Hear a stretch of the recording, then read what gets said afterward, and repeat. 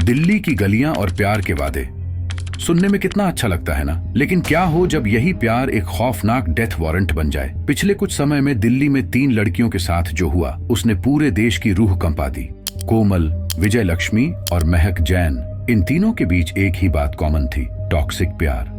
आज के वीडियो में हम उन 3 मामलों की परतों को खोलेंगे जहां अगर तुम मेरी नहीं तो किसी की नहीं वाली सोच ने 3 हंसती खेलती जिंदगियों को कब्र तक पहुंचा दिया।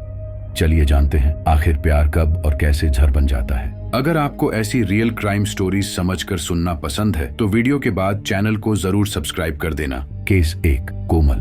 12 मार्च को दिल्ली में एक घटना सामने आई जिसने सबको हिला दिया। कोमल की उम्र 21 साल थी। वह कॉलेज की पढ़ाई कर रही थी और अपनी जिंदगी के लिए बड़े सपने देख रही थी। बाहर से सब कुछ सामान्य लगता था, लेकिन उसके रिश्ते के अंदर धीरे धीरे शक और कंट्रोल बढ़ने लगा था। उसका बॉयफ्रेंड अक्सर उसका फोन चेक करता था, उसकी चैट्स पढ़ता था और यह जानने की कोशिश करता रहता था कि वह किससे बात कर रही है।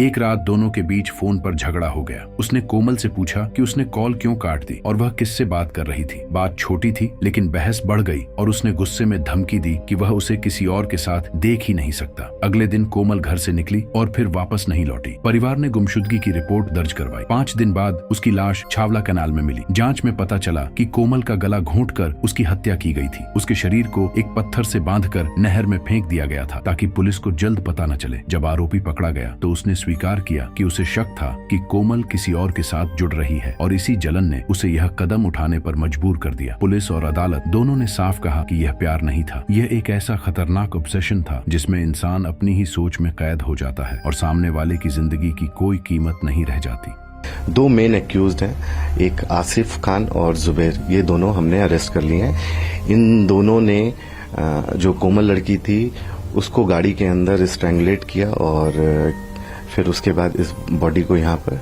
डिस्पोज ऑफ किया। केस 2, विजय लक्ष्मी। विजय लक्ष्मी की उम्र 19 साल थी। वह अपने परिवार के साथ रहती थी और अपनी पढ़ाई पर ध्यान दे रही थी। शुरुआत में उसका रिश्ता सामान्य लग रहा था, लेकिन समय के साथ उसके बॉयफ्रेंड का शक बढ़ने लगा। वह अक्सर उसके फोन में झांकता था, उसकी चैट्स पढ़ता था और यह देखता था कि वह ऑनलाइन कब आती है और किसे जवाब देती है। एक दिन उसे विजय लक्ष्मी के मोबाइल में एक नया नंबर दिख गया। उसने बिना सोचे समझे यह मान लिया कि वह किसी और से बात कर रही है। उसने उसे पार्क में मिलने बुलाया ताकि वह इस बात पर बहस कर सके। वहाँ बातचीत गर्मा गई और गुस्से तथा जलन में उसने अचानक चाकू निकाल लिया और लगातार वार करने लगा। पास से गुजरने वाले लोग जब तक दौड़कर पहुंचे तब तक हालात काबू से बाहर हो चुके थे। पुलिस ने जब उसे हिरासत में लेकर पूछताछ की तो उसने स्वीकार किया कि उसे डर था कि विजय लक्ष्मी उसे छोड़ देगी और वह इस बात को सहन नहीं कर पाया। जांच अधिकारियों के मुताबिक यह कोई प्यार का मामला नहीं था, यह एक ऐसा पजेसिव और खतरनाक जुनून था जिसने एक मासूम जिंदगी छीन ली।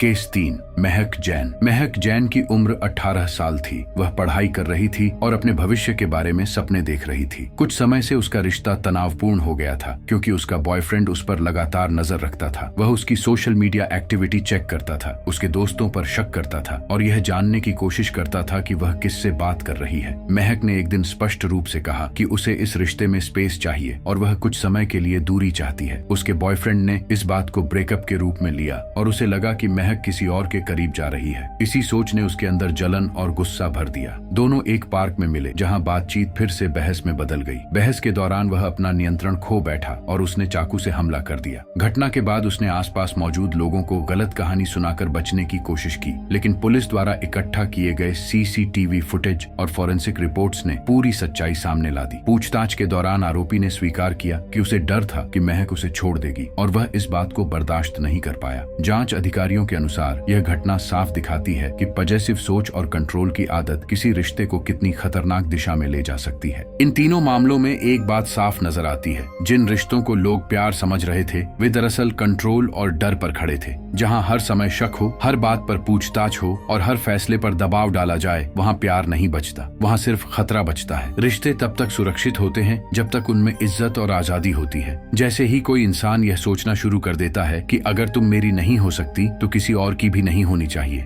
उसी पल वह प्यार नहीं बल्कि जुनून का कैदी बन जाता है और यह जुनून कई बार जान ले लेता है। अगर आपके आसपास कोई ऐसा रिश्ता दिखे जहां बार बार धमकियां दी जाती हों, हर चीज पर कंट्रोल किया जाता हो या किसी की आजादी छीनी जा रही हो, तो उसे हल्के में मत लीजिए। मदद मांगना कमजोरी नहीं है, याद रखिए, सच्चा प्यार कभी कैद नहीं करता। सच्चा प्यार आपको सुरक्षित महसूस कराता है, डराया नहीं करता। और शायद इस पूरी कहानी का एक ही सबक है, प्यार जब हद पार करता है तो वह सबसे खतरनाक अपराध बन जाता है।